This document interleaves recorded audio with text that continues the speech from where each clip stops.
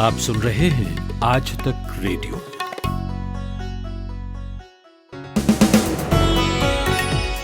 छब्बीस अगस्त बुधवार का दिन भर सुन रहे हैं आप। मैं हूं कुलदीप मिश्र। आरबीआई की एक नई रिपोर्ट आई है जो देश के आर्थिक हालात के बारे में बहुत कुछ कहती है। राहुल गांधी ने ये कहा है कि जिस खतरे के बारे में मैं आगाह कर रहा था, अब उसे आरबीआई ने भी मान लिया है। ऐसा क्या सामने आया है इस रिपोर्ट में, ये समझेंगे। और कौन है कर्नाटक पुलिस का सिंघम, जिसे बीजेपी ने तमिलनाडु की सियासत में लॉन्च कर दिया है। नाम है के अन्नामलाई। अपनी दिलेरी और दरियादिली के लिए मशहूर हैं। 36 साल के हैं। बीजेपी का बड़ा प्लान है उन्हें लेकर, और वो प्लान क्या है। और आखिर में बात करेंगे अयोध्या की। राम मंदिर भूमि पूजन के बाद केंद्र सरकार दुनिया के नक्शे पर अयोध्या को चमकाने की तैयारी कर रही है। 1 लाख करोड़ रुपए अयोध्या में लगाए जाने की तैयारी है। क्या होगा इस रकम से, इस पर बात करेंगे। लेकिन पहले हेडलाइंस। कांग्रेस की अंतरिम अध्यक्ष सोनिया गांधी ने आज कांग्रेस शासित प्रदेशों के मुख्यमंत्रियों के अलावा कांग्रेस समर्थित सरकारों के मुख्यमंत्री और पश्चिम बंगाल की मुख्यमंत्री ममता बनर्जी के साथ बैठक की। इस दौरान सोनिया गांधी ने कहा कि राज्य सरकारों को जीएसटी का भुगतान समय पर किया जाना चाहिए। वहीं इस बात पर भी आम सहमति बनी कि नीट और जेईई एग्जाम कराने के केंद्र के फैसले को सुप्रीम कोर्ट में चुनौती दी जाएगी। भारतीय जनता पार्टी के सांसद निशिकांत दुबे और कांग्रेस नेता शशि थरूर के बीच लगातार बयानबाजी जारी है। पहले फेसबुक विवाद को लेकर दोनों नेताओं में सवाल जवाब हो रहा था। अब निशिकांत दुबे ने शशि थरूर को जम्मू कश्मीर में 4G के मसले पर पत्र लिखा है। बीजेपी सांसद की ओर से अपील की गई है कि 1 सितंबर को जो आईटी मामलों की संसदीय स्थायी समिति की बैठक होनी है, उसमें जम्मू कश्मीर में 4G के मसले पर चर्चा न की जाए। पूर्व राष्ट्रपति प्रणब मुखर्जी की स्थिति लगातार गंभीर बनी हुई है। दिल्ली के आर्मी अस्पताल में उनके फेफड़ों में हुए संक्रमण का इलाज किया गया। वो अभी भी डीप कोमा में हैं और उन्हें वेंटिलेटर सपोर्ट की जरूरत बनी हुई है। पूर्व राष्ट्रपति प्रणब मुखर्जी को 10 अगस्त को दिल्ली कैंट में स्थित आर्मी अस्पताल में भर्ती कराया गया था। मुखर्जी के मस्तिष्क में खून के थक्के जमने के बाद उनके मस्तिष्क का ऑपरेशन किया गया था। सीमा पर भारत और चीन में चल रहे तनाव के बीच केंद्र सरकार लगातार सुरक्षा बलों की ताकत बढ़ाने में जुटी हुई है। गृह मंत्रालय के सूत्रों से मिली जानकारी के मुताबिक गृह मंत्रालय सैद्धांतिक तौर पर सहमत हो गया है कि जल्द ही 7 नई बटालियन आईटीबीपी को मिल जाएंगी। सूत्रों के मुताबिक आने वाले दिनों में इसके लिए कैबिनेट नोट लाया जाएगा। ब्रिटेन में छात्रों को कोरोना के चलते विवादास्पद एल्गोरिदम के जरिए नंबर देने की वजह से परीक्षा नियंत्रक सैली कॉलियर को इस्तीफा देना पड़ा है। इस एल्गोरिदम की वजह से छात्रों के जीसीएसई और ए लेवल के नंबर कम हो गए थे और कई छात्रों का विश्वविद्यालयों में दाखिला रुक गया था। इसे लेकर छात्रों ने बड़ी संख्या में सड़कों पर उतरकर विरोध किया था और सैली कॉलियर के इस्तीफे की मांग की थी। अमेरिका की दिग्गज महिला टेनिस खिलाड़ी सेरेना विलियम्स न्यूयॉर्क में जारी western and southern tennis tournament में उलटफेर का शिकार होकर बाहर हो गई हैं। 13वीं सीड मारिया सकारी ने अपना शानदार प्रदर्शन करते हुए सेरेना को मात देकर क्वार्टर फाइनल में अपनी जगह पक्की कर ली है। सेमीफाइनल में जगह बनाने के लिए सकारी का सामना ब्रिटिश की नंबर 1 खिलाड़ी जोहाना कोंटा से होगा।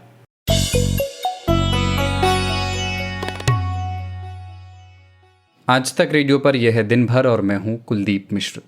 आज दिन भर को थोड़ा अलग तरह से शुरू करते हैं। थोड़ा संगीत सुनाते हैं आपको बीजेपी प्रवक्ता संबित पात्रा की आवाज़ में।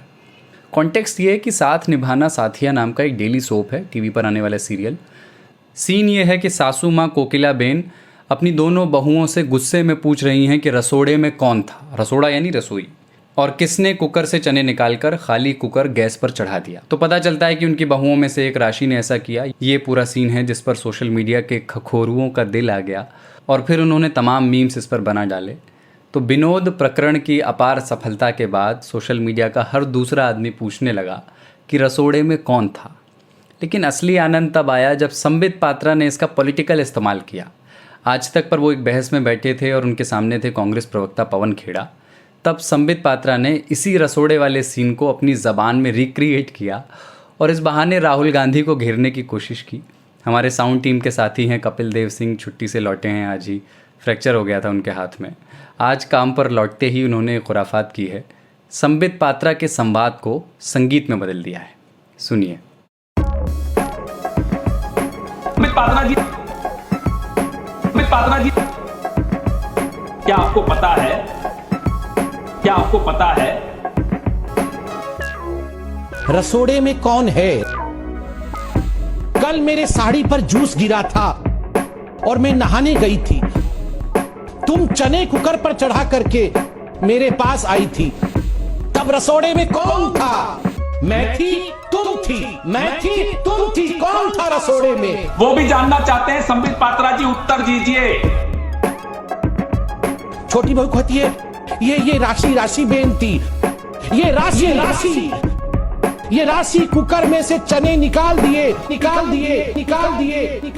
और खाली कुकर गैस पे चढ़ा दिया है। देखिए आज मैं आपको कहता हूं,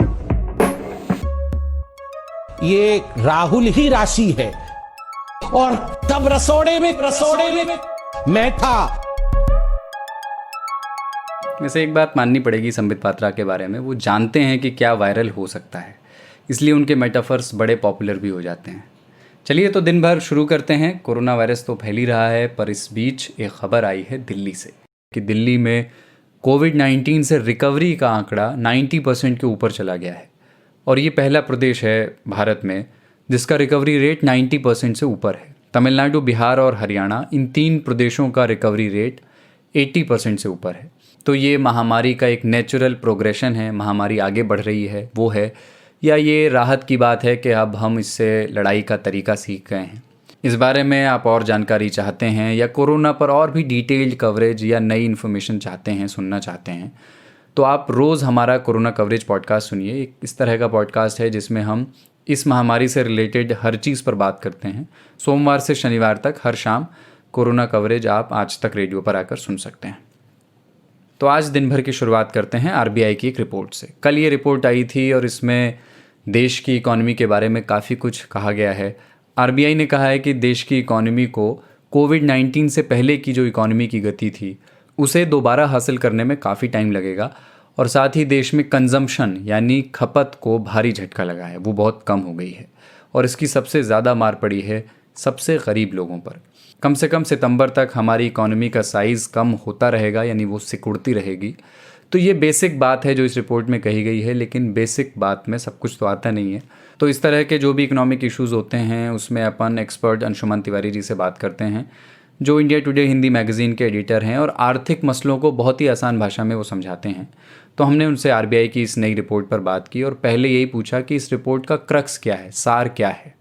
आरबीआई की एनुअल रिपोर्ट हर साल आती है, लेकिन इस बार की एनुअल रिपोर्ट कई मायनों में खासी महत्वपूर्ण है। उसकी सबसे बड़ी वजह यह है कि ये एनुअल रिपोर्ट कोरोना के बिल्कुल बीचों बीच में आई है। रिजर्व बैंक और सरकार पिछले 4 महीने से लगातार कोशिश कर रहे हैं कि अर्थव्यवस्था की स्थितियां थोड़ी बेहतर हो सकें, लेकिन चीजें उतनी अच्छी होती दिखाई नहीं दे रही हैं पैकेजों के बावजूद। और रिजर्व बैंक की तरफ से बैंकों को कर्ज देने का, पैसा देने के लिए की दृष्टि से, तो इसलिए लोगों को, उद्योगों को, निवेशकों को, रोजगार पाने वालों को, दुनिया भर के निवेशकों को इस बात की तरफ उसकी निगाहें थी कि आखिर भारत का केंद्रीय बैंक भारतीय अर्थव्यवस्था को किस दिशा में जाता देख रहा है।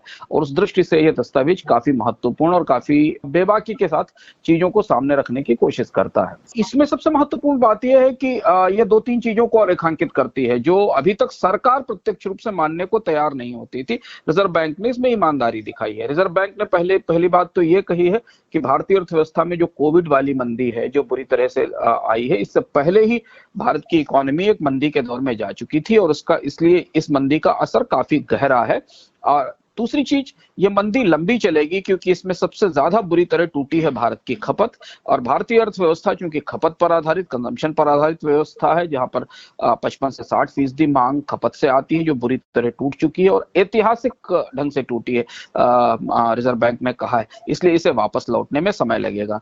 तीसरी महत्वपूर्ण बात इस रिपोर्ट में कहा गया है कि जब भी कोविड की मंदी के बाद अर्थव्यवस्था बाहर निकलेगी तो भारतीय अर्थव्यवस्था वैसी नहीं होगी जैसी हम पहले देखते रहे। रिजर्व बैंक ने स्पष्ट रूप से बताया नहीं कि वो कैसी होगी, क्या बदलाव होंगे, पर संकेत में रिजर्व बैंक ने कहा है कि भारतीय अर्थव्यवस्था के ढांचे में कुछ बड़े बदलाव होंगे क्योंकि मंदी काफी गहरी और काफी भीतर तक गई हुई है। इसके बाद रिजर्व बैंक ने सरकार की वित्तीय स्थिति को लेकर चिंता जाहिर की है, राज्य सरकारों की फाइनेंसिंग सिचुएशन को लेकर चिंता जाहिर की है और ये कहा है कि चीजों को ठीक होने में समय लगेगा। एक दो महत्वपूर्ण नीतिगत टिप्पणियां हैं जो जिन पर ध्यान दिया जाना जरूरी है। रिजर्व बैंक ने यह भी कहा है कि सरकार ने पिछले साल 2019 सितंबर में कंपनियों को जो 1.5 लाख करोड़ रुपए की कॉर्पोरेट टैक्स की रियायत दी थी उसका कोई फायदा नहीं हुआ है, क्योंकि कंपनियों ने उसके बदले ना तो कीमतें घटाई और ना उसमें कोई निवेश किया है। इसलिए भारत में प्राइवेट इन्वेस्टमेंट या निजी कंपनियों का निवेश अभी न्यूनतम स्तर पर है। अंशुमन जी, रिपोर्ट में ये भी कहा गया है कि अर्थव्यवस्था के पटरी पर लौटने में अभी काफ़ी टाइम लगेगा, लेकिन इसके लिए करना क्या होगा? मतलब क्या इसे लेकर भी कुछ कहा गया है? कोई सलाह मशवरे भी दिए गए हैं? कोई उपाय बताया गया है? यहाँ पर रिजर्व बैंक थोड़ा पॉलिटिकली करेक्ट होने की कोशिश कर रहा है, ऐसा लगता है। पटरी पर लौटने में वक्त लगेगा, फिर कितना वक्त लगेगा यह बात रिजर्व बैंक बहुत खुलकर नहीं कहता है। और अगर वक्त भी लगेगा, भारत में जो निवेशक हैं या जो भारत में रोजगार पाने वाले लोग हैं या जो अर्थव्यवस्था को करीब से देखने वाले लोग हैं, वो भारत के केंद्रीय बैंक से अपेक्षा रखते हैं कि वो ये बताए कि आने वाले समय में ग्रोथ की ट्रेजेक्टरी क्या होगी, किस क्वार्टर में कितनी विकास दर आएगी, उसके बाद कितनी विकास दर आएगी, उनके अपने आकलन क्या हो सकते हैं। यहाँ वो स्पष्ट रूप से नहीं बताता। जैसे हमें ये नहीं पता है कि रिजर्व बैंक के आंकड़ों के हिसाब से भारतीय अर्थव्यवस्था इस बार कॉन्ट्रैक्ट करेगी, कितना कॉन्ट्रैक्ट करेगी, 0 से नीचे 0 तक कितना जाएगी ये समझना ये स्पष्ट नहीं होता। इससे जो उपाय बताए हैं रिजर्व बैंक ने वो पुराने ट्राइड टेस्टेड उपाय हैं। पिछली बार भी शक्तिकांत दास अपनी प्रेस कॉन्फ्रेंस में इनकी बात करते रहे हैं। इसमें महत्वपूर्ण ये है कि केंद्र सरकार को बड़े पैमाने पर निवेश करना चाहिए डिमांड बढ़ाने के लिए। दूसरा ये कि जो सरकारी कंपनियां हैं उनका विनिवेश करके सरकार को अपनी तरफ से पैसे जुटाने की कोशिश करनी चाहिए और अर्थव्यवस्था में ऐसी कोशिशें करनी चाहिए जिससे कि मांग वापस लौट सके, इसके प्रयास किए जाने चाहिए। ये थे हमारे आर्थिक मामलों के expert Anshuman Tiwari.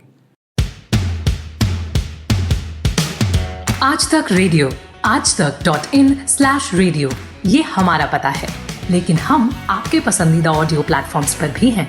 Google podcast, Apple podcast, Spotify, JioSaavn जैसे ठिकानों पर भी आप हमें सुन सकते हैं।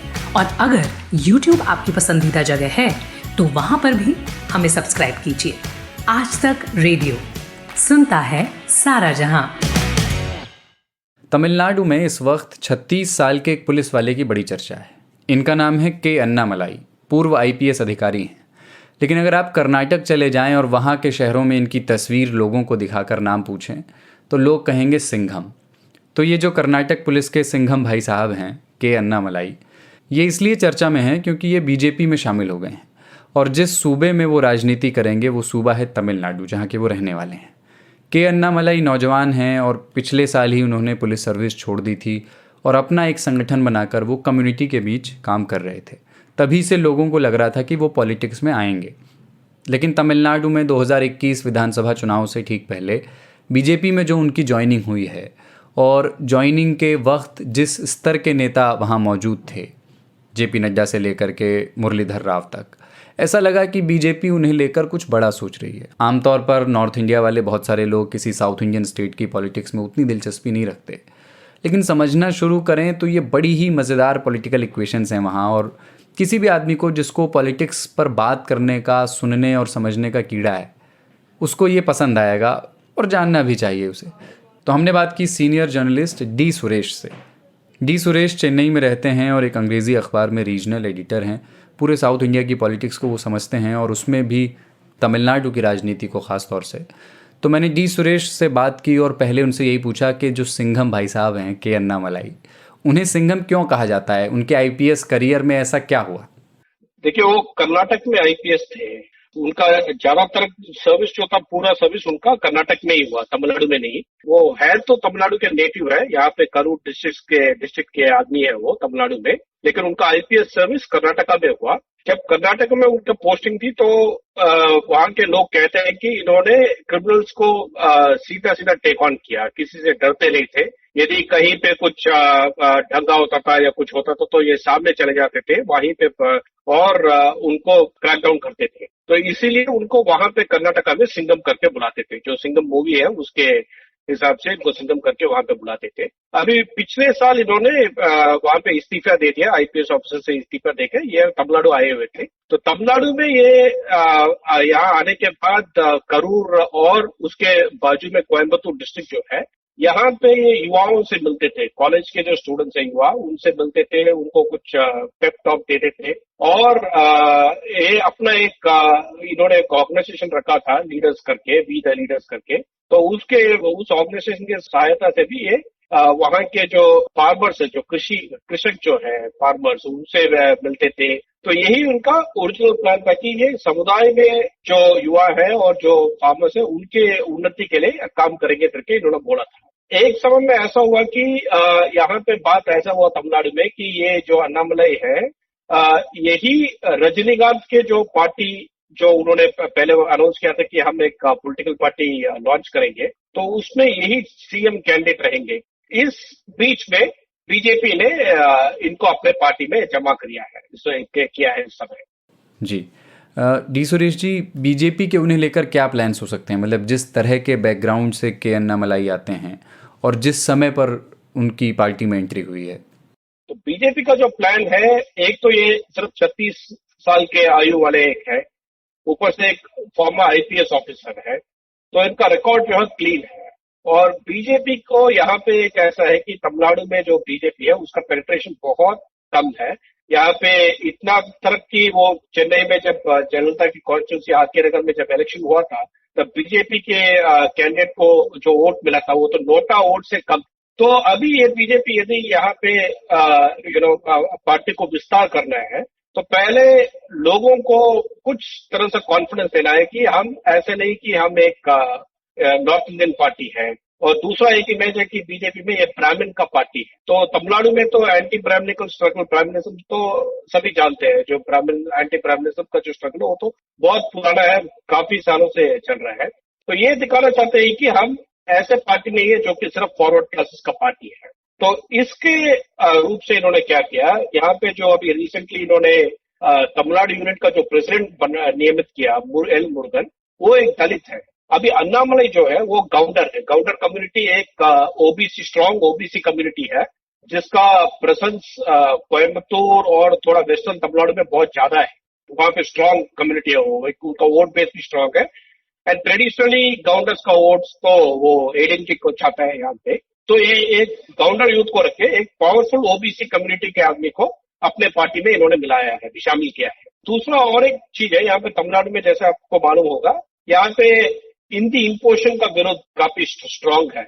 और अभी जो नेशनल एजुकेशन पॉलिसी जो कैबिनेट में अप्रूव हुआ, यूनियन कैबिनेट में, उसमें तो 3 लैंग्वेज फॉर्मूला प्रपोज किया गया था, यानी कि आप हर एक स्टेट में 3 लैंग्वेजेस पढ़ा सकते हैं एक स्कूल।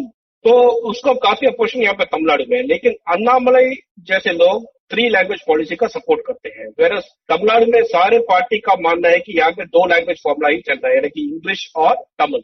लेकिन अन्नामलाई बोल रहे हैं कि 3 लैंग्वेज फॉर्मूला अच्छा है, 3 लैंग्वेज फॉर्मूला जो है वो सही है। जब एक traditional politician national education policy को सपोर्ट या अपोज करता है, तो जनता उसे पूर्ण रूप से नहीं लेगी। लेकिन जब एक IPS officer, farmer IPS officer ये पॉलिसी को सपोर्ट कर रहे हैं और बोल रहे हैं कि आप तीसरा एक भाषा सीखने से आपको अच्छा होगा, तो बीजेपी का इरादा है कि शायद जनता इसे दूसरी रूप से देखे। मोटा मोटी आपने सारी बातें कह दी, लेकिन थोड़ा बीजेपी के प्लान्स के स्केल पर बात करना, फोकस करना चाहते हैं, क्योंकि अन्नामलाई की बीजेपी में एंट्री ऐसे टाइम पर हुई है जब अगले साल तमिलनाडु में इलेक्शंस होने हैं। और जब उनकी ज्वाइनिंग हुई तो बीजेपी के नेशनल प्रेसिडेंट जेपी नड्डा वहाँ थे, बीएल संतोष वहाँ थे, मुरलीधर राव थे पार्टी महासचिव। बीजेपी के सीनियर लीडर्स की मौजूदगी में उनकी ज्वाइनिंग हुई। तो स्केल क्या है? तमिलनाडु में एआईएडीएमके से बीजेपी के रिश्ते में थोड़ी बहुत खटपट होनी शुरू हो गई है। लोग कह रहे हैं कि अलायंस को लेकर के भी अभी बहुत क्लैरिटी नहीं है, होगा या नहीं होगा। तो क्या ऐसा हो सकता है कि बीजेपी अलग इलेक्शन लड़ने के बारे में सोच सकती है? पहला सवाल। और अगर ऐसा होता है तो क्या के अन्नामलाई बीजेपी का फेस हो सकते हैं? ऐसा है कि यहाँ पे बीजेपी तो अलग तो नहीं लड़ेंगे, क्योंकि अभी तक तो उनका स्ट्रेंथ इतना नहीं पड़ा। एक आदमी के अंदर आने से एकम तो नहीं पड़ जाता है। तो बीजेपी जरूर एक अलायंस क्रिएट करेगा, और यदि एडीएमके के साथ उनका अलायंस जारी नहीं रहा तो वो एक तीसरा अलायंस, यहाँ पे स्ट्रांग अलायंस फॉर्म करने का जरूर कोशिश करेंगे, क्योंकि उनका पूरा माइंडसेट यह होगा कि जो कुछ भी एंटी एस्टैब्लिशमेंट वोट है वो स्प्लिट होना है। तो उनका सिर्फ सिंगल माइंडेड फोकस बीजेपी का अभी यही है कि किसी भी तरह से डीएमके का जो वापस पावर में आना है उसको रोकना है, क्योंकि वो बीजेपी आइडियोलॉजिकली अपने आप को एडीएमके के साथ देखता है, यानी कि उनका और एडीएमके के आइडियोलॉजी में कॉन्फ्लिक्ट ज्यादा नहीं है। लेकिन डीएमके का आइडियोलॉजी और बीजेपी का आइडियोलॉजी बिल्कुल नॉर्थ और साउथ पोल जैसा है। तो ये यही देख रहे हैं कि अभी इस बार यदि डीएमके जीत के आ गया पावर में 2021 में, तो बीजेपी का जो ग्रोथ है वो थोड़ा कम हो सकता है। लेकिन यदि किसी भी तरह से डीएमके को रोका जा सके तो यहाँ पे 2026 में जो अगला चुनाव है, ये वाला जो आने वाला चुनाव है, उससे 5 साल बाद बीजेपी यहाँ पे एक फोर्स होना है, यही उनका लार्जर प्लान है। ये थे Chennai based senior journalist D Suresh. Tamil Nadu की बात हमने कर ली और अब आपको उत्तर प्रदेश ले चलते हैं। अयोध्या में राम मंदिर का भूमि पूजन हो गया है और ये बात बहुत समय से कही जा रही थी कि मंदिर बनाने की मंजूरी अदालत से मिलने के बाद केंद्र सरकार अयोध्या को चमका देना चाहती है, इस तरह जैसे वो दुनिया के नक्शे पर एक बहुत बड़े हिंदू तीर्थ स्थल का मकाम हासिल कर ले।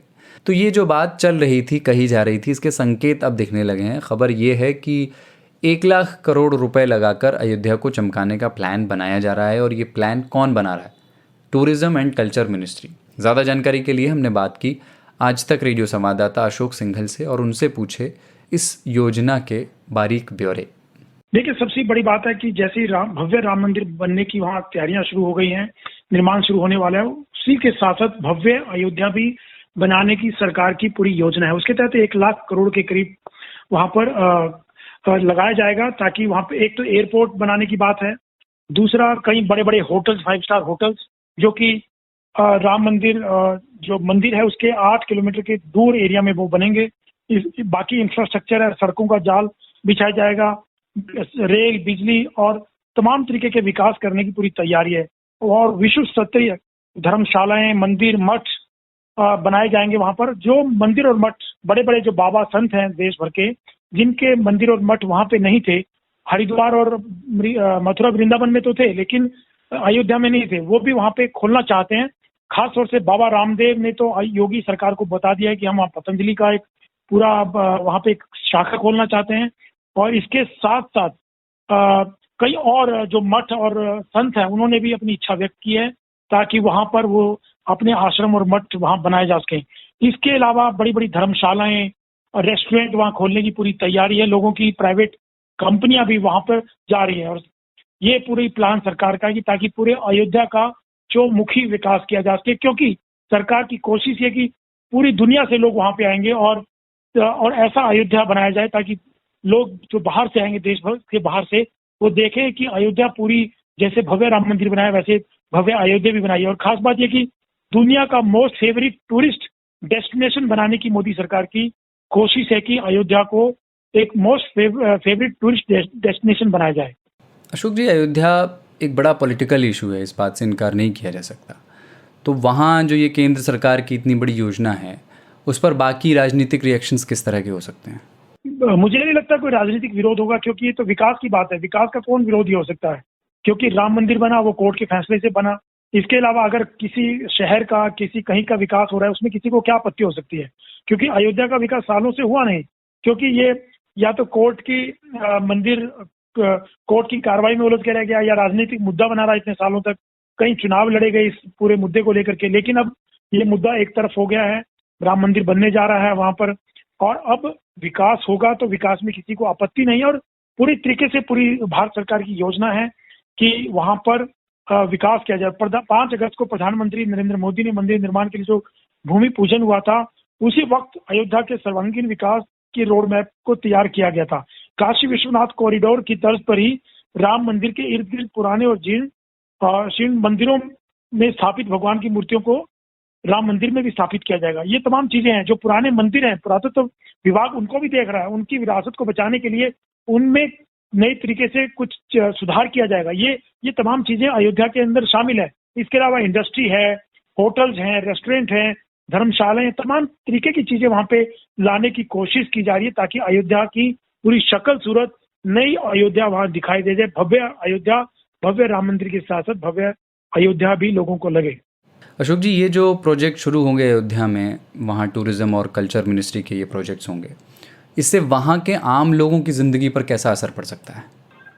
देखिए, लोगों के जीवन पे बहुत बड़ा असर अभी से दिखने लगा है। अभी तो ये योजना है वहाँ के विकास की अभी शुरू भी नहीं हुई है। वहाँ पे जमीनें बहुत महंगी हो गई हैं, कई गुना रेट बढ़ गए हैं। लोगों ने अभी से जमीनें एक्वायर करनी शुरू कर दी हैं, खरीदने शुरू कर दी हैं बाहर के लोगों ने जाकर, क्योंकि आने वाले समय में लोगों को लगता है कहीं और ज्यादा रेट वहाँ पे बढ़ेंगे। तो लोगों का एक तो फायदा अभी से ये हो गया कि उनके जो मकान थे, उनकी जो जमीनें थी, उनके रेट कहीं गुना बढ़ गए हैं, जिनकी कीमत कुछ नहीं हुआ करती थी, क्योंकि बहुत सालों से वहाँ पे विकास ही नहीं हुआ। लेकिन अब क्योंकि पूरी योजना है 1 लाख करोड़ के करीब वहाँ खर्च करने की, तो उसको देखते हुए जमीनों के रेट तो बढ़े ही हैं, बाकी विकास भी होगा, वहाँ के काम धंधे, रोजगार, इन तमाम लोगों को फायदा होगा। तो लोग बहुत उत्साहित हैं, बहुत खुश हैं कि सालों से अयोध्या की किसी ने सुध नहीं ली, और क्योंकि ये मुद्दा कोर्ट में था और राजनीतिक मुद्दा बना रहा, इसको देखते हुए लोगों को लगा कि अब एक तरफा हो गया और अब विकास होगा तो वहाँ के लोगों के जीवन में फर्क आएगा, जीवन उनका अच्छा होगा और रोजगार के साधन और मिलेंगे लोगों को। ये थे आज तक रेडियो संवाददाता अशोक सिंघल। दिन भर को ख़त्म करें उससे पहले एक बार हेडलाइंस फिर सुनिए। कांग्रेस की अंतरिम अध्यक्ष सोनिया गांधी ने आज कांग्रेस शासित प्रदेशों के मुख्यमंत्रियों के अलावा कांग्रेस समर्थित सरकारों के मुख्यमंत्री और पश्चिम बंगाल की मुख्यमंत्री ममता बनर्जी के साथ बैठक की। इस दौरान सोनिया गांधी ने कहा कि राज्य सरकारों को जीएसटी का भुगतान समय पर किया जाना चाहिए। वहीं इस बात पर भी आम सहमति बनी कि नीट और जेईई एग्जाम कराने के केंद्र के फैसले को सुप्रीम कोर्ट में चुनौती दी जाएगी। भारतीय जनता पार्टी के सांसद निशिकांत दुबे और कांग्रेस नेता शशि थरूर के बीच लगातार बयानबाजी जारी है। पहले फेसबुक विवाद को लेकर दोनों नेताओं में सवाल जवाब हो रहा था। अब निशिकांत दुबे ने शशि थरूर को जम्मू कश्मीर में 4G के मसले पर पत्र लिखा है। बीजेपी सांसद की ओर से अपील की गई है कि 1 सितंबर को जो IT मामलों की संसदीय स्थायी समिति की बैठक होनी है, उसमें जम्मू कश्मीर में 4G के मसले पर चर्चा न की जाए। पूर्व राष्ट्रपति प्रणब मुखर्जी की स्थिति लगातार गंभीर बनी हुई है। दिल्ली के आर्मी अस्पताल में उनके फेफड़ों में हुए संक्रमण का इलाज किया गया। वो अभी भी डीप कोमा में हैं और उन्हें वेंटिलेटर सपोर्ट की जरूरत बनी हुई है। पूर्व राष्ट्रपति प्रणब मुखर्जी को 10 अगस्त को दिल्ली कैंट में स्थित आर्मी अस्पताल में भर्ती कराया गया था। मुखर्जी के मस्तिष्क में खून के थक्के जमने के बाद उनके मस्तिष्क का ऑपरेशन किया गया था।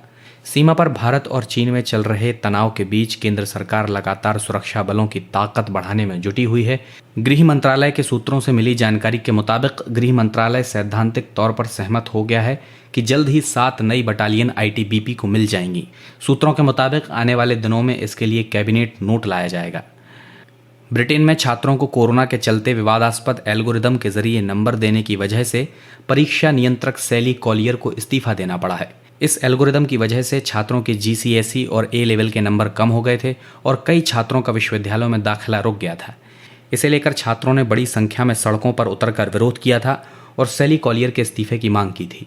अमेरिका की दिग्गज महिला टेनिस खिलाड़ी सेरेना विलियम्स न्यूयॉर्क में जारी western and southern tennis tournament में उलटफेर का शिकार होकर बाहर हो गई हैं। 13वीं सीड मारिया सकारी ने अपना शानदार प्रदर्शन करते हुए सेरेना को मात देकर क्वार्टर फाइनल में अपनी जगह पक्की कर ली है। सेमीफाइनल में जगह बनाने के लिए सकारी का सामना ब्रिटिश की नंबर 1 खिलाड़ी जोहाना कोंटा से होगा। आज तक रेडियो पर इवनिंग न्यूज़ एनालिसिस दिन भर में आज इतना ही। इसकी साउंड मिक्सिंग की सचिन द्विवेदी ने।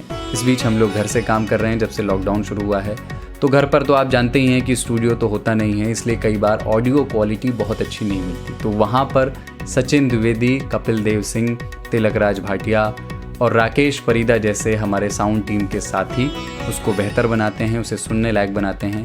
तो आज तक रेडियो अगर एक शरीर है तो उसके हाथ हमारी साउंड टीम है। और इस शरीर की रीढ़ कौन है? वो हैं हमारे सुनने वाले, जैसे कि रजनी निझावन। उन्होंने हमें ईमेल किया है और ये नहीं बताया कि वो किस शहर से लिख रही हैं, लेकिन सिर्फ इतना लिखा है कि podcast on musician Shri Madan Mohan by Anjum Sharma is really nice. Anjum Sharma ने मदन मोहन पर जो नामी गिरामी बनाया था वो वाकई हमारे लिसनर्स को पसंद आया है और उस पर बहुत सारे ईमेल्स हमें मिले हैं।